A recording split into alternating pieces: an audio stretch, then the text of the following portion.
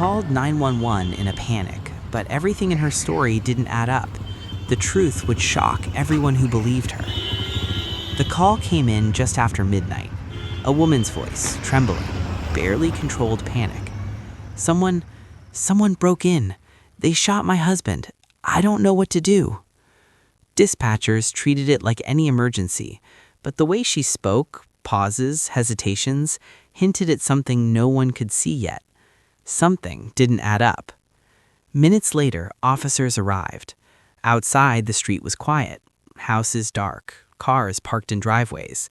Inside, a man lay on the living room floor, gravely injured. Every detail seemed normal, yet the scene whispered a different story.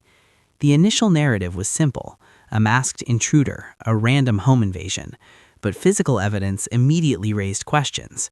The front door was locked, windows intact, no sign of forced entry. And the call itself, replayed later, it sounded ordinary, but subtle background noises, the timing of her words, the calmness in certain pauses, all suggested someone inside knew exactly what was happening. Detectives quickly realized that this case might not be what it seemed, but police didn't know this yet. The stage was set for a crime hidden in plain sight. Every movement, every sound, every detail of that night would soon become critical. The first clue was simple, almost invisible, a 911 call that told one story but concealed another. And in the shadows of that home, trust had already been broken.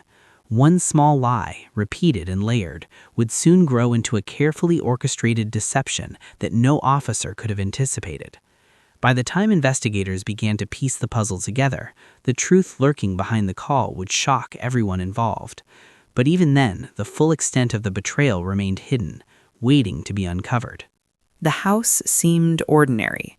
Quiet street, neat lawn, lights on a timer. Inside, a couple followed routines: dinner, TV, bedtime. On the surface, nothing unusual. But investigators later found cracks beneath the calm. Neighbors reported small arguments. Friends mentioned subtle frustrations. Nothing major, nothing anyone would call alarming, yet these tiny moments hinted at a tension no one outside the walls could see. The husband moved through the day predictably. Work, errands, weekends. The wife expressed frustrations to friends, harmless on the surface. But now, each comment would be seen as a prelude, a signal of planning and calculation that would become critical evidence. The household had structure, meals prepared, schedules maintained. But investigators would later see the structure as a facade. Behind routines were deliberate steps to craft a narrative, to mislead anyone who might notice. Every interaction, every timing had a purpose. And then there were communications. Simple texts and emails, nothing alarming at first glance, but timing revealed patterns. Coordinated moments before incidents, selective omissions, messages that controlled perception. The ordinary was layered with deception. But police didn't know this yet. Every routine movement, every casual remark was a piece of a puzzle they had not begun to assemble. By the time the night arrived, no signs of struggle would warn of what was about to happen. Every staged detail, the lighting, the objects, the apparent chaos, had already been planned. Investigators would later call it meticulous, chilling, precise. The seeds of betrayal had been sown quietly, almost invisibly in plain sight. What appeared to be a typical household was anything but. Trust had already been broken, and the first hints of deception were invisible to everyone who should have seen them. By the end of that day, the ordinary rhythms of the house had become a setup, a quiet stage ready for a deception that would unfold hours later. And when investigators first stepped inside after the call, they would only begin to realize how carefully the night had been orchestrated. It was past midnight when the call came in. Officers responded quickly, lights flashing through the quiet neighborhood. From the street, everything looked ordinary, but inside, the scene was anything but. The husband lay on the living room floor, gravely injured. Bullet wounds marked the moment as sudden and violent. The wife's voice trembled as she described a masked intruder, a random home invasion. Every detail seemed to support the story, but investigators noticed early signs that something didn't add up. The front door was locked, windows intact, no forced entry. The scene told a different story than the words she spoke. Suspicion grew with each observation. The trajectory of the gunshot, the placement of furniture, the blood patterns, they all suggested planning rather than chaos. But police didn't know this yet. Body cams, 911 audio, and the first responder reports captured every second. Analysts would later study them, noticing subtle pauses, inflections, and background sounds that hinted at someone already in control of the situation. Every noise, every word carried a hidden layer of meaning. Neighboring surveillance cameras provided another piece of the puzzle. Shadows moved behind curtains, cars arrived and left at odd hours. None matched the story of an outside intruder. Every visual cue hinted that the narrative presented during the frantic 911 call had been carefully staged. Paramedics worked on the husband, officers documented the scene, and still the story seemed plausible until small contradictions began to surface. Items out of place, timers showing different lighting, minor details that should have gone unnoticed now looked deliberate. By the time the husband was pronounced dead, suspicion had solidified. The initial story, the masked intruder, the random attack, was unraveling. Investigators sensed that the real threat had been inside the house all along. And yet, the full truth remained hidden. What had looked like panic and chaos was in fact the first act of a calculated deception. Every detail, every movement, every carefully staged moment would soon become critical evidence in revealing the betrayal that had been waiting in plain sight. In the hours after the incident, investigators began piecing together digital fragments. Phones were examined, call logs pulled, text messages scrutinized. At first glance, nothing seemed alarming, but patterns emerged.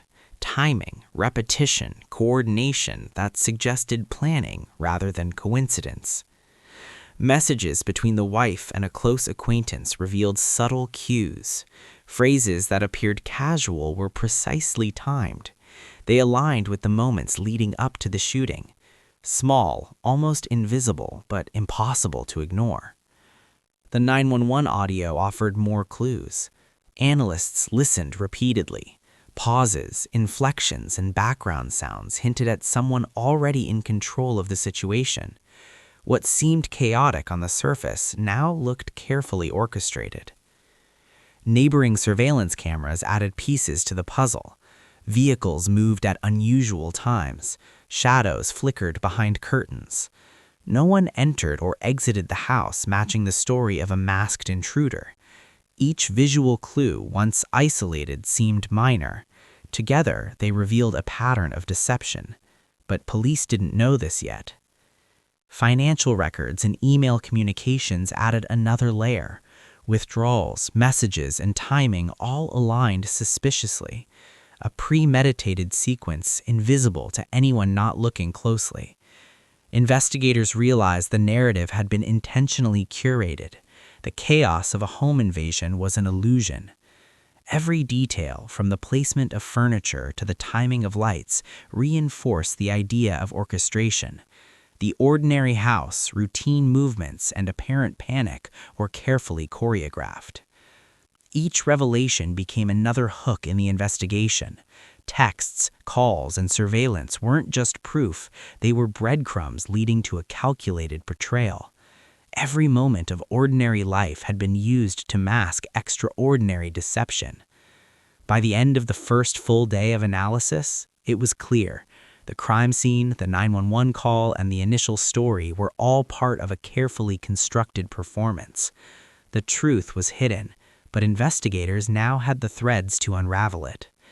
And still, the most critical moments, the ones that would expose the betrayal fully, had not yet been discovered. As detectives dug deeper, cracks in the story began to appear. The 911 account didn't match the evidence at the scene. The front door had no damage. Windows were intact. Blood spatter suggested movement inconsistent with a sudden violent attack. Every detail that should have supported the narrative now raised questions. Furniture, object placement, even the timing of lights. Small, almost imperceptible inconsistencies hinted at a scene that had been staged. Interviews with neighbors added another layer. Some had seen the wife moving through the house at times that conflicted with her story. Vehicles arrived and departed at odd moments, shadows flickered behind curtains. Alone, these details might seem minor. Together, they told a different story. But police didn't know this yet. Investigators also noticed contradictions in her statements. Repeated details shifted slightly each time she spoke. Pauses, corrections, and subtle hesitations suggested selective truth, an effort to mislead. The pattern became impossible to ignore. Someone had carefully constructed a false narrative but left clues in its construction. Even the smallest inconsistencies became meaningful. Misplaced objects, clocks showing unexpected times, details the human eye might overlook but investigators could not. Each discrepancy became a breadcrumb leading toward the truth. By the end of the initial investigation, the pattern was undeniable. The story of a masked intruder, of chaos and randomness, was unraveling. The physical evidence, the digital trail, the witness accounts, they all converged on one shocking possibility. The perpetrator had been inside the house all along. And still, the full scale of the deception remained hidden. Every lie, every staged detail had been carefully designed to mislead, but the evidence was forming a map, and detectives were beginning to follow it. The first clear picture of betrayal was emerging, but the most chilling revelations were still ahead. The staged home invasion, once convincing, was about to be exposed in full detail. Days into the investigation, the pieces began to fit together. Digital evidence, surveillance footage, 911 audio, and physical inconsistencies were no longer separate. They formed a map pointing to a single, unsettling truth. Text messages revealed coordination with the critical moments leading up to the shooting. Phone logs confirmed deliberate pauses in timing that contradicted the 911 story. Surveillance cameras showed movements inside the house inconsistent with an outside intruder. Even minor details like the placement of furniture and lighting now looked staged, but police didn't know this yet. Confronted with the mounting evidence, her story began to crumble. The staged home invasion, once convincing, now appeared clearly as a fabrication. The call that had sounded like panic was analyzed again. Pauses, background noises, and word choices suggested awareness and control. Chaos was an illusion. Investigators pieced together the sequence. Every movement inside the house, every timed message, every misdirection had been calculated. The betrayal was not sudden. It was premeditated, meticulous, and executed with intent to deceive. The turning point came during questioning.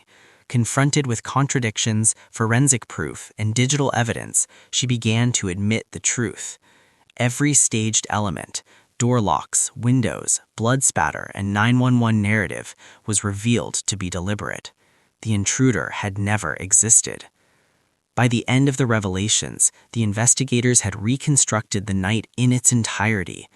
The household, once assumed to be the site of random violence, was instead the stage for a calculated crime. Every lie, every staged action had been intentionally designed to mislead, but the evidence was forming a map, and detectives were beginning to follow it. The first clear picture of betrayal was emerging, but the most chilling revelations were still ahead.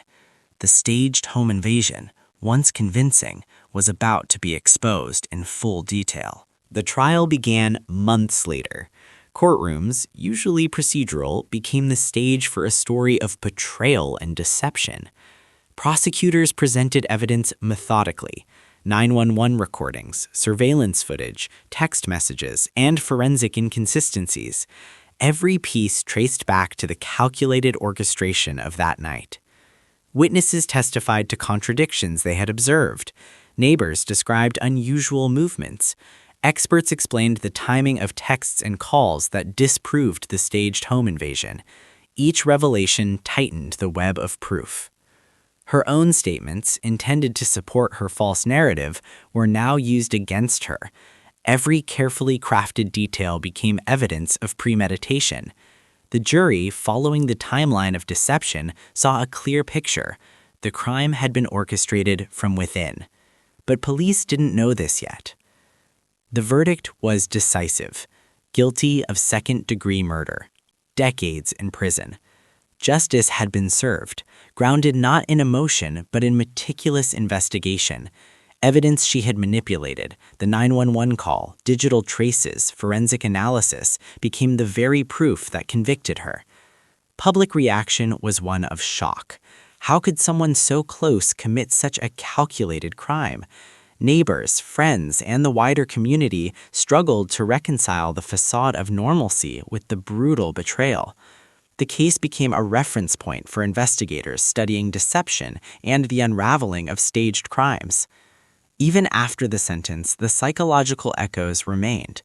Investigators reflected on how minor details, overlooked at first, had exposed a carefully constructed lie. The community was left with an unsettling awareness. Betrayal can exist in the places we consider safest.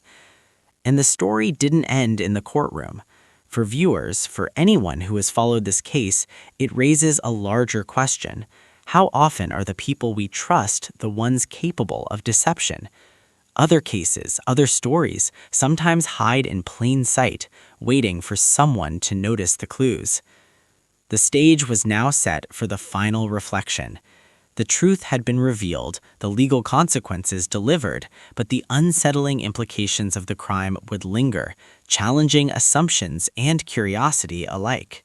Even after the sentence, the story didn't end. The quiet streets, the ordinary routines, the familiar faces, everything carried a hidden tension. Trust, once shattered, leaves traces that cannot be erased. The echoes of that night lingered far beyond the courtroom. Investigators reflected on the meticulous betrayal.